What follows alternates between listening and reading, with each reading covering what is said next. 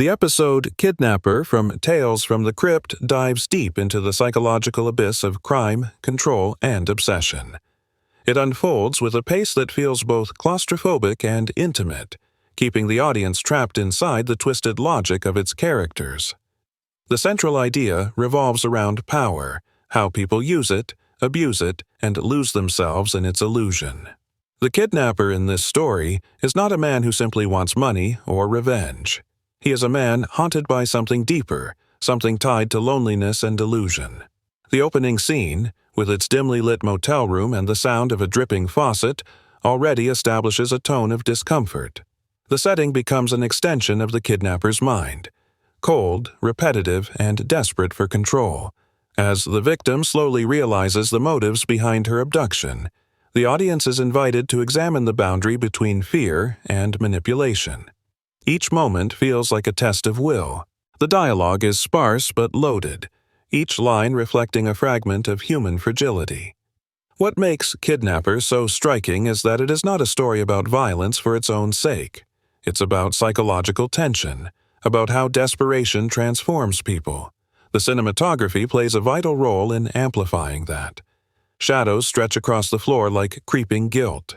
The camera lingers on the kidnapper's face, showing us the subtle tremors of madness that contradict his attempts at control. The victim, too, is not portrayed as helpless. Rather, she becomes a mirror for his own instability. There is a strange intimacy between them, a tension that oscillates between hatred and sympathy. One of the most fascinating aspects of this episode is how it blurs the moral lines.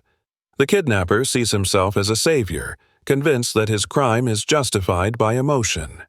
This self-delusion becomes the most terrifying aspect of the story. The Crypt Keeper's ironic humor frames it all with a macabre smile, reminding us that in the world of Tales from the Crypt, justice is never what it seems.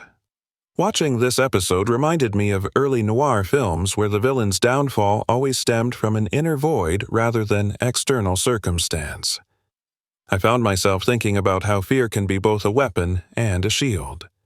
There's a moment when the victim looks at her captor with a mix of pity and horror, and for a second, the viewer realizes that she might understand him more than she admits. That recognition is the episode's cruel trick. It forces us to confront how thin the line is between sanity and madness. In the final act, the reversal comes swiftly, almost cruelly. The kidnapper becomes the one trapped, both literally and psychologically. The narrative folds in on itself, as if karma had been waiting in the shadows. The ending delivers the signature Tales from the Crypt satisfaction, dark, poetic, and unforgiving. Beyond its horror aesthetic, Kidnapper feels like a reflection on control and vulnerability in human relationships. It exposes how easily love, loneliness, and obsession can merge into something monstrous.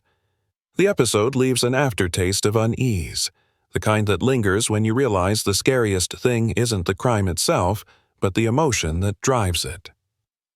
I remember thinking that this story could have been pulled straight from a psychological case file, except that Tales from the Crypt dresses it in irony and blood. It's an uncomfortable truth. Sometimes monsters look like broken people reaching out for something they cannot name.